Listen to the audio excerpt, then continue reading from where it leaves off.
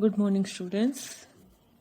In previous modules, we have discussed about operating system concepts like process scheduling, process coordination, memory management, storage management, file systems, etc. Now, we relate concepts what we have discussed till now with one real-time system. Okay, we have different operating systems like Windows operating systems, Linux operating system, Android OS, Apple iOS, Mac OS, etc. Here we choose Linux operating system because it is popular and it is freely available and it represents a full-featured Unix system. In this chapter, we will discuss Linux history, design principles, kernel modules, process management, scheduling, memory management, file systems, input-output, and interprocess communication related to Linux operating system. Now, what is the main objective of this chapter? The main objective of this chapter is to explore the history of Linux operating system, to study Linux process module and how Linux schedules processes and provide interprocess communication, how memory management takes place, how Linux implements file system and manages input-output devices. First, we will discuss about the Linux history. Linux is a modern free operating system based on Unix standards. Linux first developed in 1991 by Linus Torvalds. The core Linux operating system kernel is entirely original, but it can run much existing free Unix software, resulting in an entire Unix compatible operating system free from proprietary code. The basic Linux system is standard environment for applications and user programming, but it does not enforce any standard means of managing the available functionality as a whole. Okay, first we will discuss different Linux versions. First Linux kernel released to the public was version 0.01 in May 14, 1991. It had no networking, ran only on 80386 compatible Intel processor and PC hardware, and had extremely limited device driver support. The virtual memory subsystem was also basic and included no support for memory mapped files. Next, Linux version is 1.0 was released on March 1994. The biggest new features was networking. Its support for Unix standard TCP/IP networking protocols and also BSD compatible socket interface for networking programming. Device driver support was added for running IP over Ethernet. Here the developers extended the virtual memory subsystem to support paging to swap files and mapping arbitrary files. A range of extra hardware support was also included in this release. In March 1995, the 1.2 kernel was released. It supports much wider variety of hardware, including the new PCI hardware bus architecture. The 1.2 kernel was the final PC-only Linux kernel. Next version is 2.0. Linux 2.0 was released on June 1996, added two major new compatibilities. Under that first one, support for multiple architectures including a fully 64-bit native alpha port, and second one, support for multiprocessor architectures. It also had some other features like improved memory management code, improved TCP/IP performance, support for internal kernel threads for handling dependencies between loadable modules and automatic loading of modules on demand, standardized configuration interfaces, available for Motorola 68000 series processor, Sun Spark system, and for PC and Power Mac systems. Next, 2.4 and 2.6 increased SMP support, added journaling file systems, preemptive kernel, 64-bit memory support, etc. Next, we will discuss about the Linux system. Linux uses many tools developed as part of Berkeley BSD operating system, MIT's X Windows system, and Free Software Foundation's GNU project. This sharing of tools has worked in both directions. The main system libraries of Linux were originated by the GNU project, but the Linux community greatly improved the libraries by addressing omissions, inefficiencies, and bugs. The networking administration's tools under Linux were derived from 4.3 BSD, but recent BSD derivatives such as FreeBSD have borrowed code from Linux in return. The Linux system as a whole is maintained by a loose network of developers collaborating over the internet, with small number of public internet file transport protocol sites act as de facto standard repositories.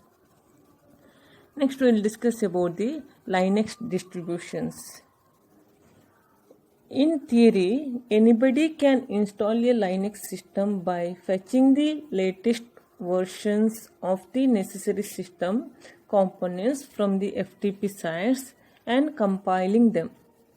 As Linux has matured, however, various individuals and groups have attempted to make this job less painful by providing a standard pre-compiled set of packages for easy installation. These collections or distributions include system installation and management utilities, as well as pre-compiled and ready-to-install packages of many of the common Unix tools such as news servers, web browsers, text processing, and editing tools, and even games. The first distributions managed these packages by simply providing a means of unpacking all of these files into appropriate places. Early distributions included SLS and Slackware.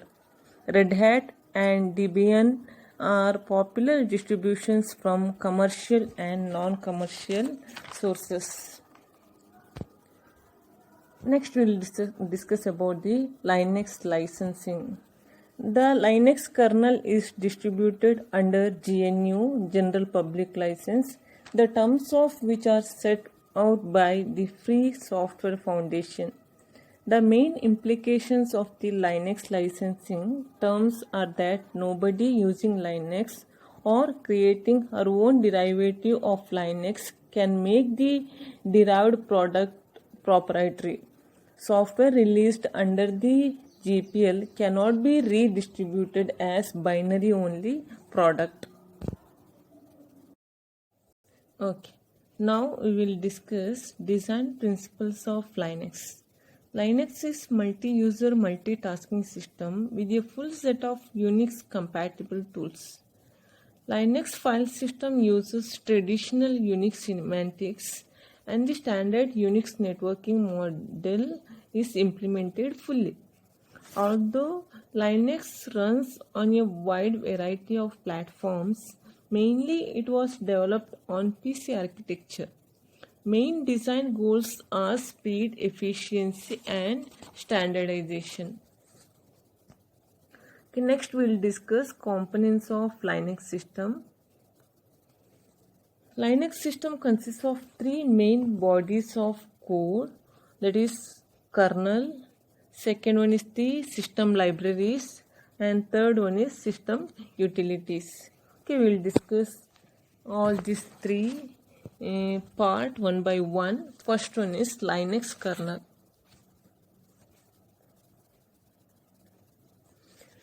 The kernel is responsible for maintaining all the important abstractions of the operating system, including such things as virtual memory and processors. All the kernel code executes in the processor privileged mode with full access to all the physical resources of the computer. Linux refers to this privileged mode as kernel mode. All kernel code and data structures are kept in a single address space. So, no context switches are necessary when a process calls an operating system functions or when a hardware interrupt is delivered. Okay, next one is system libraries.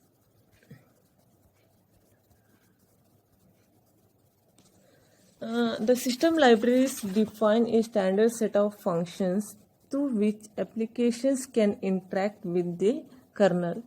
These functions implement much of the operating system functionalities that does not need the full privileges of kernel code.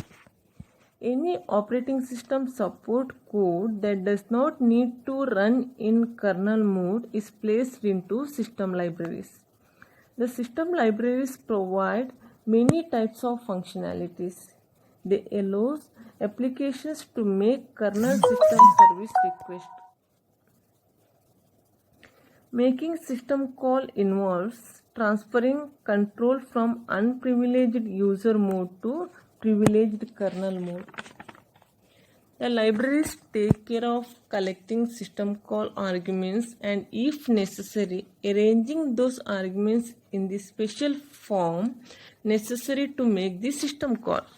The libraries may also provide more complex versions of the basic system calls. The libraries also provide routines that do not correspond to system calls at all, such as sorting algorithms, mathematical functions, and string manipulations, routines, etc. Okay, next component, that is system utilities. The system utilities are programs that perform individual specialized management tasks. Some system utilities may be invoked just once to initialize the configure some aspect of the systems. Others known as daemons.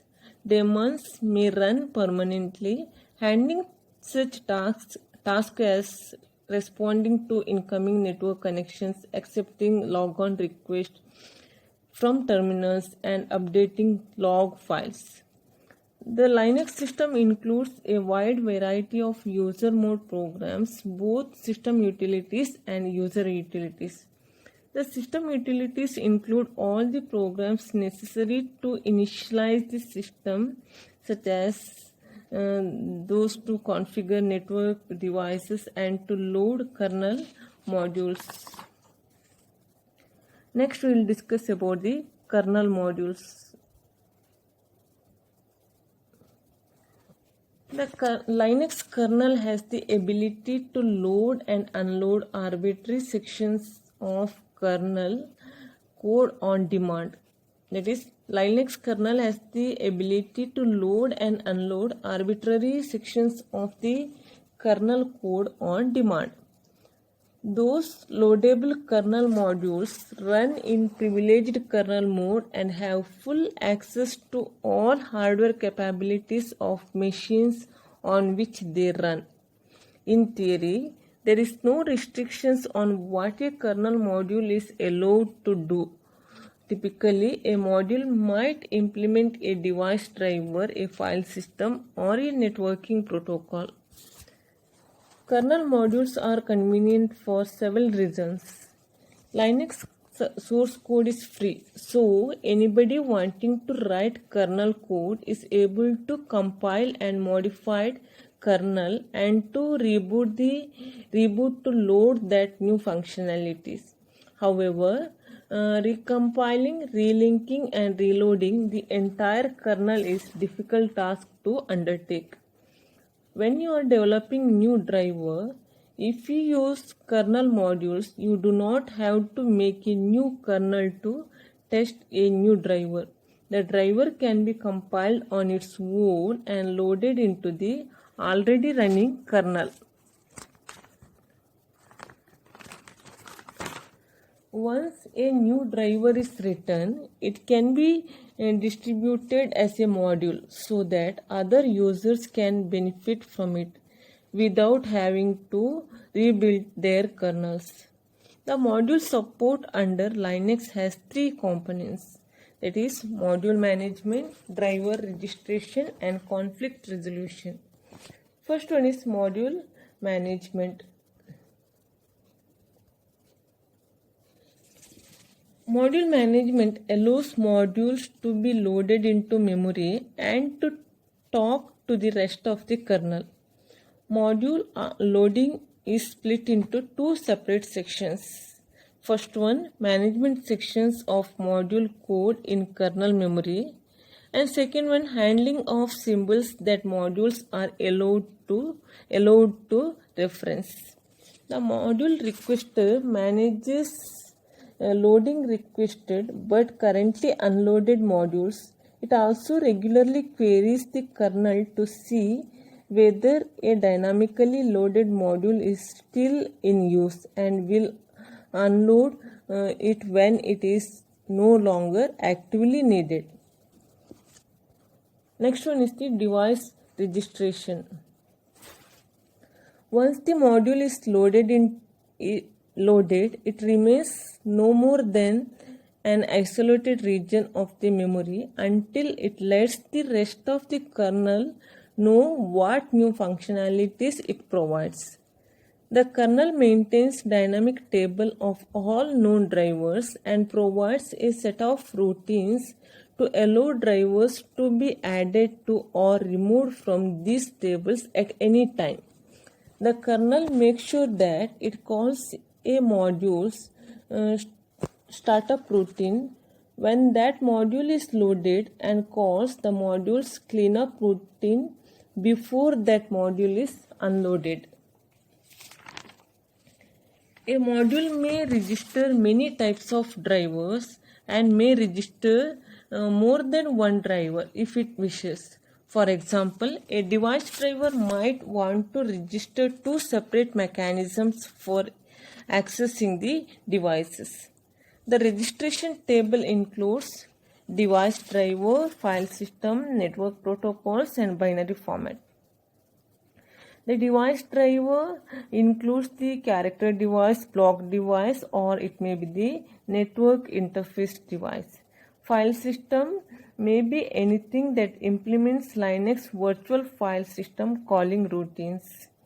Network protocol, a module may implement on entire networking protocols such as IPX or simply new set of packet filtering rules for a new firewall.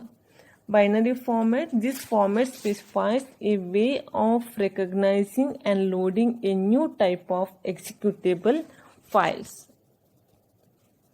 Next component, that is the conflict resolution. Conflict resolution is a mechanism that allows different device drivers to resolve hardware resources and to protect those resources from accidental use by another driver. Linux provides a controlled conflict resolution mechanism to help arbitrate access to certain hardware resources. The conflict resolution module aims to prevent modules from clashing over access to hardware resources, prevent autoprofs from interfering with existing device drivers, resolve conflicts with multiple drivers trying to access the same hardware.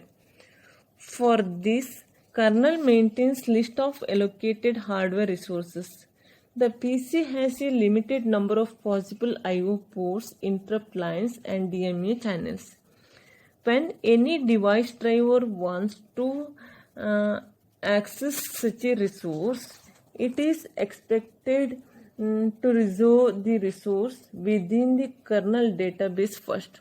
This request required allows the system administrator to determine exactly which resource have been allocated by which driver at any given point. Now we will discuss about the process management. Actually, process is the basic context within which all user requested activity is serviced within the operating system. The basic principle of Unix process management is to separate two operations. First one, the creation of process, and second one is running of a new program. The new process is created by fork system call, and new program is run after a call to exec. Under Linux, process properties fall into three groups, that is process identity, process environment, and process context. First we will discuss about the process identity. Again, process identity consists of mainly three items, that is process ID, credentials, and personality. Okay, first process ID. Each process has a unique identifier, okay, that is PIDs. Okay, PIDs are used to specify process to the operating system when an application makes a system call to signal, modify, or wait for another process. Credentials. Each process must have an associated user ID and one or more group IDs that determine the rights of a process to access system resources and files. Next one is the personality. Process personalities are not traditionally found on Unix system, but under Linux, each process has an associated personality identifier that can modify slightly the semantics of a certain system calls. Personalities are primarily used by libraries to request that system calls be compatible with certain flavors of Unix. The process group and session identifiers can be changed if the process wants to start a new group or session, but the primary PID of a process is unchangeable and uniquely identifies that process until termination. Next, we will discuss about the process environment. A process environment is inherited from its parent and is composed of two null terminated vectors, the argument vector and the environment vector. The argument vector simply lists the command line arguments used to invoke the running program. It starts with the name of the program itself. The environment vector is a list of name equal to value pairs that associates named environment variable with arbitrary textual values. The environment is not held in kernel memory but is stored in the process's own user mode address. The argument and environment vectors are not altered when a new process is created. The passing of environment variables from one process to next and the inheriting of these variables by the children of a process provide flexible ways to pass information to components of the user mode system software. Okay, next we will discuss about the process context. The process identity and environment properties are usually set up when a process created and not changed until that process exists. A process may choose to change some aspects of its identity if it needs to do so, or it may alter its environment. Process context is the state of the running program at any one time. It changes constantly. That is, the constantly changing state of running program at any point in time we can call as the process context. Process context include different parts. That is, first one is the scheduling context. Is the most important part of the process context. It is the information that the scheduler needs to suspend and restart the process. This information includes saved copies of all the processes registers. A key part of the scheduling context is the process kernel stack. Next one is the accounting. The kernel maintains information about the resource currently being consumed by each processes and the total resources consumed by the processes in its entire lifetime so far. Okay, next is the file table. The file table is an array of pointers to kernel file structures. When making file input output system calls, process refers to files by their index into this table. File system context. Whereas the file table lists the existing open files, the file system context applies to request to open new files. The current, root and default directories to be used for new file searches are stored here. Signal handler table. Unix system can deliver asynchronous signals to a process in response to various external events. The signal handler table defines the routine in the process address space to be called when specified signal arrive.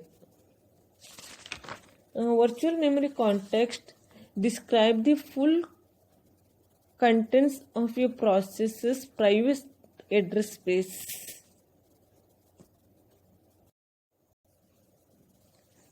Now we will discuss Linux processes and threads. What is the difference between processes and threads? Linux uses some internal representation for processes and threads. Linux provides a fork system call for creating new process, and Linux also provides the ability to create threads using clone system call. A thread is simply a new process that happens to share the same address space as its parent. A fork creates a new process with its own entirely new process context. Clone creates a new process with its own identity but is allowed to share the data structures of its parent.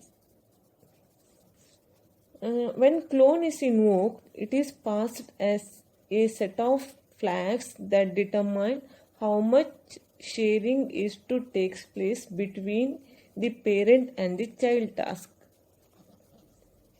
The lack of distinction between processes and threads is possible because Linux does not hold a process's entire context within the main process data structure. Rather, it holds the context within independent subcontext. Thus, a process file system context, file descriptor table, signal handler table, and virtual memory context are held in separate data structures. The process data structure simply contains pointers to these other structures, so any number of processes can easily share a subcontext by pointing to the same subcontext as appropriate. The arguments to the clone system call tell it which context to copy and which to share when it creates a new process. The new process always is given a new identity and a new scheduling context according to the arguments passed.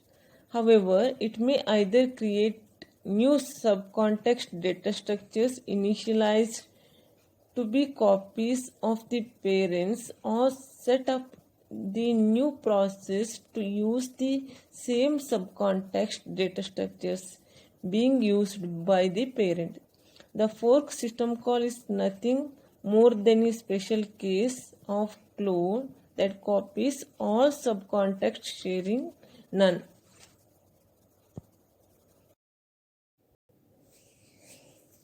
Now we will discuss about scheduling. How scheduling happens in Linux operating system. What is scheduling?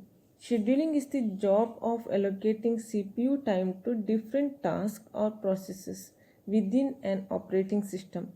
Normally, we think that scheduling is an interrupting of processes, but in Linux, scheduling is the running of the various kernel tasks. Kernel task consists of tasks that are requested by running process and tasks that executes internally on behalf of a device driver. In Linux version 2.5 has two separate process scheduling algorithm. That is time sharing algorithm, preemptive scheduling among multiple processes, and other is designed for real-time tasks where absolute priorities are more important. The Linux scheduler is a preemptive priority based algorithm with two separate priority ranges.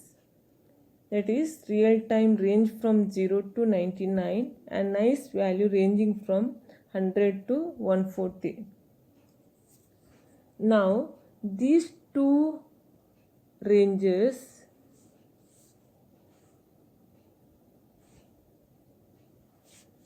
map into global priority scheme whereby numerically lower value indicates highest priorities. Linux assign higher priority task longer time quantum and lower priority task small time quantum. Okay, here we can notice that we have the numeric priority from 0 to 19 and 0 to 100, again 100 to 140. Here highest priority we are mentioning using the lower numeric values. Again lowest priority we are mentioning using the larger numeric value. Again in lower, suppose if you mention that priority using the time quantum, that lowest priority processes is having the less time quantum and highest priority processes is having the highest time quantum. Now a runnable task is considered eligible for execution on the CPU so long as it has time remaining in its time slice. When a task has exhausted its time slice, it is considered expired and is not eligible for execution again. A list of tasks indexed by priority. The kernel maintains a list of all runnable tasks in a run queue data structure. Each run queue contains two priority arrays, that is active and expired. The active array contains all tasks with time remaining in their time slice and the expired array contains all expired tasks. Each of these priority arrays includes a list of tasks indexed according to priority. The scheduler chooses the task with highest priority from the active array for execution on the CPU. When all tasks exhausted their time slice, that is active array is empty, the two priority arrays are exchanged as the expired array becomes active array and vice versa. Okay, next we will discuss about the kernel synchronization. A request for kernel mode execution can occur in two ways.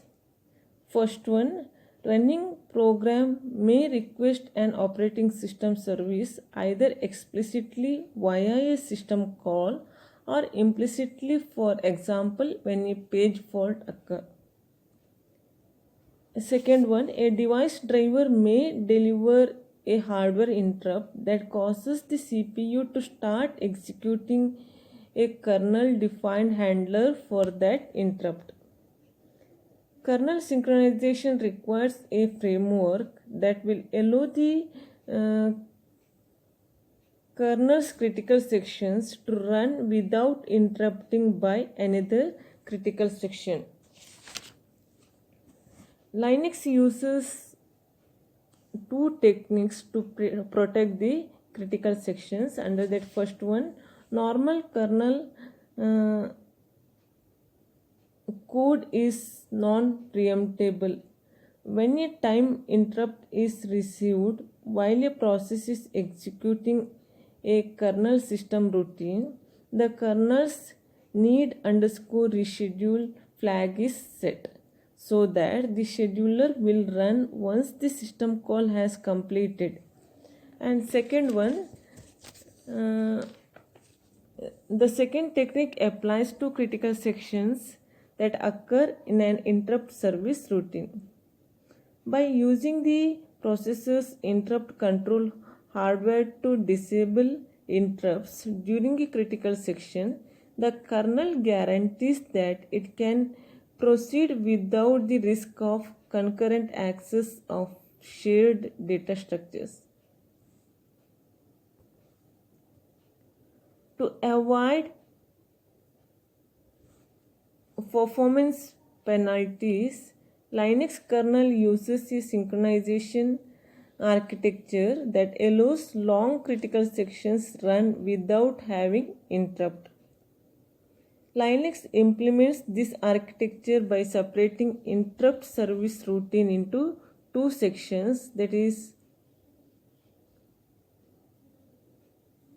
the top half is a normal interrupt service routine and runs with recursive interrupts disabled.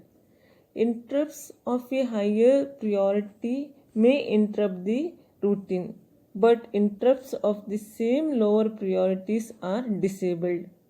The bottom half of a service routine is run with all interrupts enabled by a miniature scheduler that ensure that bottom halves never interrupt themselves. The bottom half scheduler is invoked automatically whenever an interrupt service routine exits.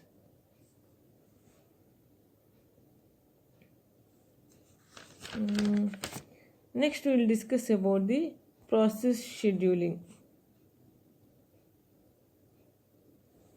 Linux uses two process scheduling algorithms. Under that first one, time sharing algorithm for tasks where absolute priorities are more important than fairness. A process scheduling class defines which algorithm to apply.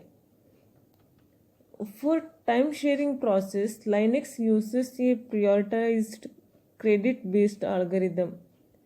The crediting rule, that is, credits equal to credits divided by 2 plus priority. This crediting system automatically prioritizes interactive or IO bound process. Linux implements FIFO and round robin real time scheduling classes in both cases.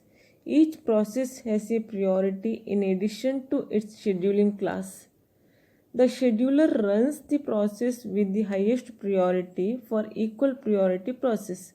It runs the process waiting the longest time. FIFO process continues to run until they either exit or block. A round robin process will be preempted after a while and removed the end of the scheduling queue so that round robin processes of equal priority automatically time shared between themselves.